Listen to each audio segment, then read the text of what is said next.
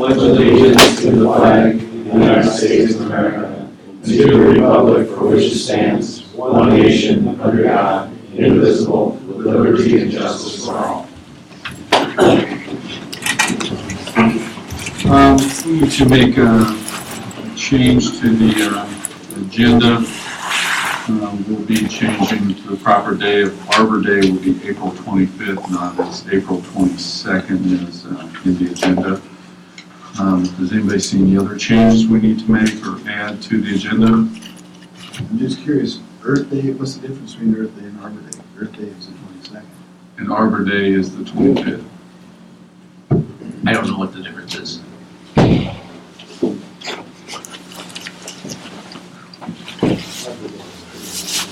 Yeah, Arbor's just trees. And Dick should know that. Mhm. You're a tree board chairperson. It wasn't on our calendar. It wasn't on our calendar. So, with that change, any other adjustments, or could I get an approval on the amended agenda? I'll make a motion to approve the amended agenda. Second. Dick and Steve. Any discussion? Barring no discussion, all in favor say aye. Aye. Opposed, same sign. Council workshop report, workshop held March 24th.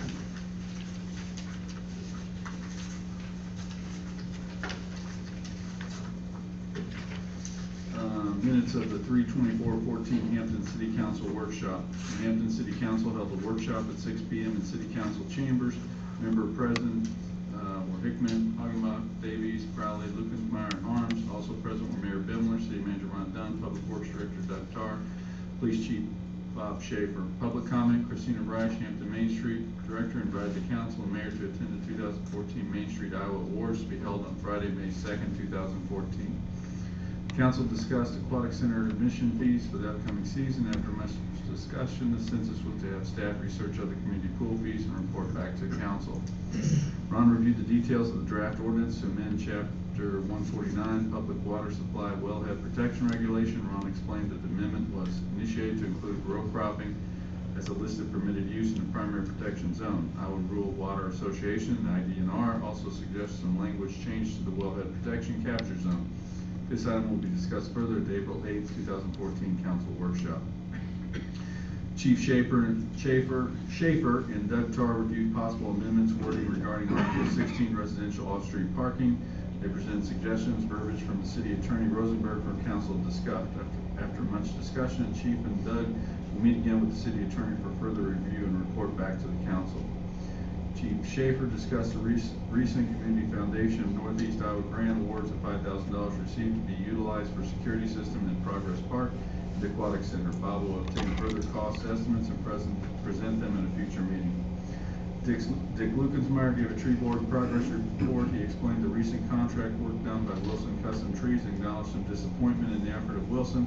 He indicated that Ron will be communicating with Wilson, finalizing the contract work. Dick thanked fellow board members Randy Sanders for his dedication and efforts in tree-related work for the board. The board also had accumulated approximately $5,000 for which to purchase replacement trees. The spreadsheet handed out detailed location and type of trees that will be planted this spring. He also invited the public to attend a workshop focusing on the Emerald Ash Borer organized by Iowa DNR to be held March 25th, 2014 at the Lime Creek Nature Center. Dick also stated that the deer do much damage to trees in Hampton and the matter needs to be considered. Ron explained the EMC meeting will be held March 25th, 2014 at 7 p.m. Mayor Bimler stated he had sent an email stating the EMS will be expected to vote approved a 28E agreement, but no document had been emailed ahead of time. Mayor Bimler hoped that the EMC would understand the board members need to have information ahead of the meeting in order to be prepared to make decisions that have an impact on the constituency. Ron Dunn and Michelle Giddings are on the EMC agenda to present information on the funding options.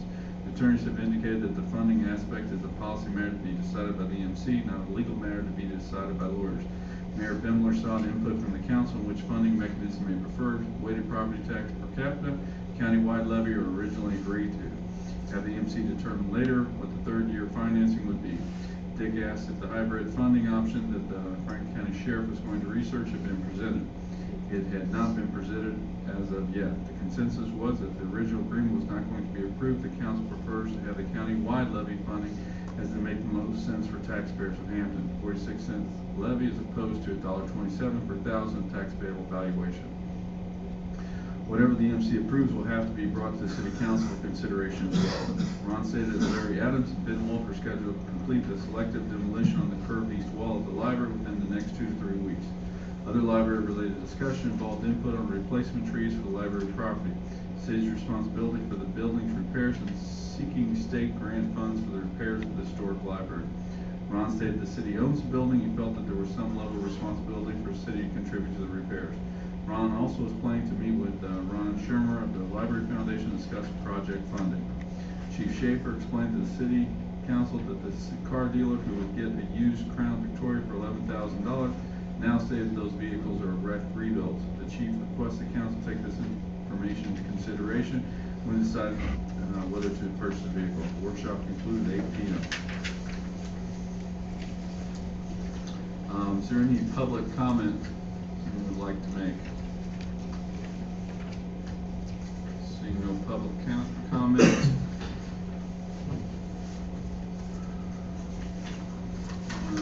Seeing no old business, we'll go to new business. Consideration of approval request by Global Fabrication Incorporated for a letter from City of Hampton regarding the status of the minimum assessment agreement on property located at 1220 Imperial Road, Hampton, Iowa. I'll defer to City Manager Ron Dunn. Thank you, Mayor. Global Fabrication has requested the city submit a letter regarding the status of the minimum assessment agreement on the property formerly known as AFG Coating at 1220 Imperial Road. Global's letter to us reads, to Ron Dunn, we are writing this letter in regards to our recent purchase of the building at 1220 Imperial Road. We understand the TIF has expired, and we are in need of a letter saying that you have no issues with us negotiating lower taxes for the property. Any help in this matter would be greatly appreciated. I would propose that we could supply the following as a letter to Global Fabrication that would read, and this is in reference to a request for a letter from the City of Hampton regarding minimum assessment agreement on former AFG Coating property located at 1220 Imperial Road, Hampton, Iowa. Mr. Hall and Mr. Martin. All obligations relating to the original minimum assessment agreement between the City of Hampton, GL Coating, FCDA, and the County Assessor, dated December 31st, 1997, have been met. The agreement included a January 31st, 2014 termination date. The City has no objections to the January 1st, 2014 assessed value being adjusted at this time. So, essentially, the minimum assessment agreement that was in place that on the property, like it says, expired on January 31st, 2014. The assessor sets values on January 1st of each year, and it had a minimum assessed value of $1.8 million on that property for all the years dating back to 1997 or 98, up through and including January 1st of 2014. And the new buyer paid substantially less than that amount for the property and would like to somehow get the assessed value reduced on the property. And so, in visiting with our TIF attorney who drafted the development agreement and the minimum assessment agreement, he reviewed this letter that I proposed and thinks it's within the confines of what we could be doing, because basically the minimum assessment agreement has now expired. We have no objection to the assessed value being adjusted at this time. Now, it's up to the assessor whether it gets adjusted, or the board of review. The property owner can go through the process of protesting the value, but we're simply acknowledging that we have no objection to the value being adjusted. Any questions? Does this mean there are no other current discounts that they would be eligible for, then it's just a reduction in the value? Yeah, basically they paid substantially less and, they're seeking a reduction of the value, which would result in lower property taxes in the future. But we aren't recommending that, that's up to the That's up assessor to the assessor, to, yeah. all we're saying is they have no further obligation to hold that value, Yeah. is my understanding. Well, what grounds could we object on if we wanted to? Well, we wouldn't have to supply a letter, But I mean, why wouldn't, yeah, I mean, that's right. I think It's we just, would. yeah, right. I mean, We're there's just- no reason not to do Right. this. yeah. We're just But- simply acknowledging that Right. if the assessor wants to, the city doesn't object. So I'm looking for a motion for that, to approve that letter, which you'll find in your packet, which Ron read to. And I would suggest that you use the wording in the guide as for the motion. Okay. So, I'll move to approve of the letter requested of the City of Hampton by Global Fabrication Incorporated, acknowledging that all obligations regarding the 97 minimum assessment agreement on 1220 Imperial Road, former AFG coating property, have been met, and the city does not object to the 2014 assessed valuation being adjusted. Authorizing the city manager to sign. thank you, Steve. Val? Any other discussion? Seeing no discussion, all in favor say aye. Aye. All opposed? Motion passes. Consideration of the approval of aquatic center fees scheduled for the 2014 season. I'll defer comment to City Manager Ron Dunn. Thank you, Mayor. At the workshop, we discussed if there would be any changes to the 2014 fees for admission to the aquatic center.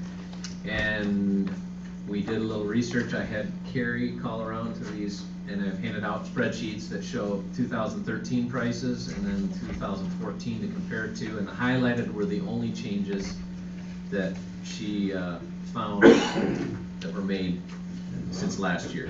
The one is in Clear Lake, they created what's called a double single for two people who didn't want to pay the $110 family pass. Like for instance, a single mother and her child, they offer a double single package for $80. I don't have any more details other than that. When I called up this afternoon, the Park and Rec department was closed, but I did check their website after that, and it does mention on there that it's for immediate family members only. And then Mesa City increased their single rate from $87 to $90, and they increased their preseason rate for single from $77 to $80. Clarion increased their family pass from $140 to $150, and they increased their senior pass from $55 to $60. I think those are the only changes.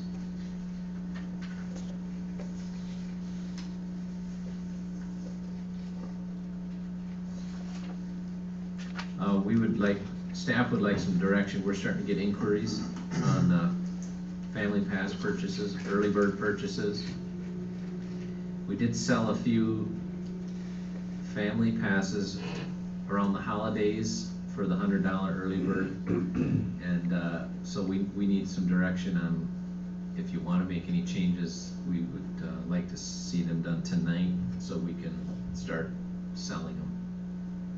Or if you want to leave them the same, just no action required. So open for discussion.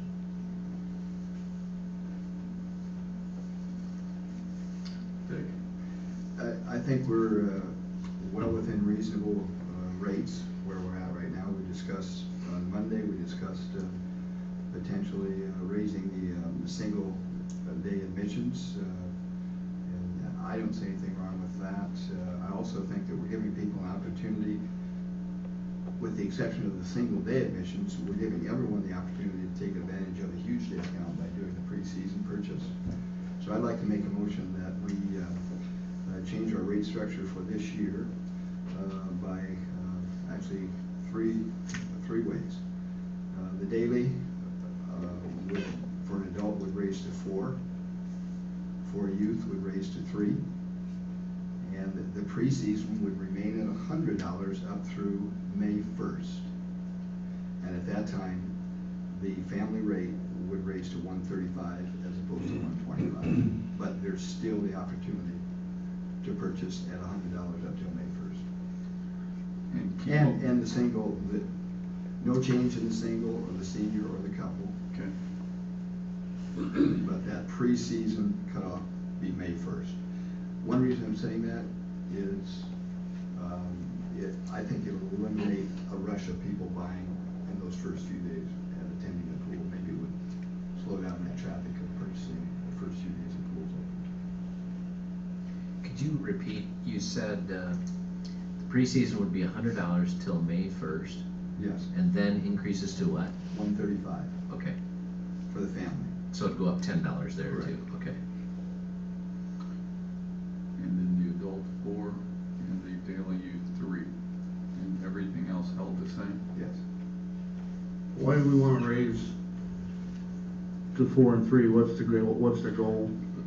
If we want to, let's get a second on his motion. Okay. Second, then we'll go, so you got a second? Go ahead, Steve. What's the goal in raising that? I think we're looking at the fare structures for the other pools that we're comparing to. I think we might be a little bit low. And we're losing money. I realize we're not ever We're never gonna make money, yeah. but it would cut that. Well, that the loss thing is, just a little bit. when we first went off on and we decided to build a pool, the thinking was that we wanted it so everybody could afford to go, which is one of the main reasons why I was against the wellness center, because it just didn't allow for your lower income folks to have something to do. And I realized to me and you, if we had 4 kids, wouldn't be a big deal. But there are people out here that can't afford that. And I would would caution you before you raised it too much. And, you know, this being the 3rd year, the second year attendance went down. Now, I agree that it wasn't open as much due to weather, but you can't control that. But there's a big difference. If you raise those rates, it may, you'd have to do the math, but it may kick people over to get. Well, yeah, I agree with that, Jay, but, you know, there's a lot of people that can't afford that $100. If their kids went to the pool, even at the $3 rate, it'd be $15 a week. I agree. One child. I agree, and if you went ahead and bought the punch card for 8 punches for $10, that's probably the best deal of the whole deal. If you're a kid. And one area where I would see a hole in that logic, Steve, would be the multiple members of a family. Those are the guys that should be doing that. If they're going frequently, $100 pass is a better price than Right. even $3. But then again, there are those people that don't have that $100 right there to do it. So we have talked about that, where, I mean, I do see that we are lower Well, than I a lot of agree. communities. And we did that by design. Right, but what I do understand is, we talked about this last time, sometimes it's easier to scrounge up $2-3, you know, a couple times a week than it is to come up with $100 up front for some families. I told Dick I spoke to a few people in the community that had kids and they didn't see a problem with it. But there are discrepancies, you know, and Yeah, not everybody can do that. But we can try it and see what the numbers do. We can always change it next year if we don't like it. the one other thing I'd like to see, I don't see a problem with raising the family pass. I think that's probably a good idea. I think that's a great idea. Right. But if we're gonna do a Christmas special, see, I think the Christmas special should be $100. And then after Christmas, from January 1st to May 1st, we have a pre-season of, I'll say, $115. And then it goes to the $135. If they're gonna go ahead and purchase it at Christmas time, let's give them a deal. To me, that's $35. That's, Mhm. you know, a couple. And when we bucks back. discussed it, I said $75 if you really want to give them a deal at Christmas time. But I agree, it's probably too low. $100 You know, we've already sold some at $100. I think we need to stick to that price. Okay. My comment on it is if we look where we're at mid-year, something like that, Jim had said $2 Tuesday, anything of that, if we're running behind trying to spur it, you can't raise prices, but we can sure, like if we're not seeing the kind of participation mid-year on those daily prices, we could maybe re-examine that, hey, it's not working for us and that kind of stuff. And then maybe we could take that because since it is the daily pricing, but you feel okay with the 135 on the. 135, that's just greater incentive to buy it early. Okay. Any other comments, discussion? Anybody feeling? If we raise the adult to 4 and the youth to left that where it was, I think that would, because we don't want kids dropped off there either, but, because if it's a pool that we're trying to get youth that, rather than causing trouble in town, they go to the pool, they, you know, because $1, you can generate some revenue, but you may make a lot of kids go do something other than go to the pool too, so. And then they got $1 for a Snickers afterwards. I think that's a good point. I would favor that motion where $4 for the adult and the child at 2. Dick? I would make an amendment to my motion Okay. to adjust in that respect, where the youth would stay at 2. Can I get a second on that? I'll second.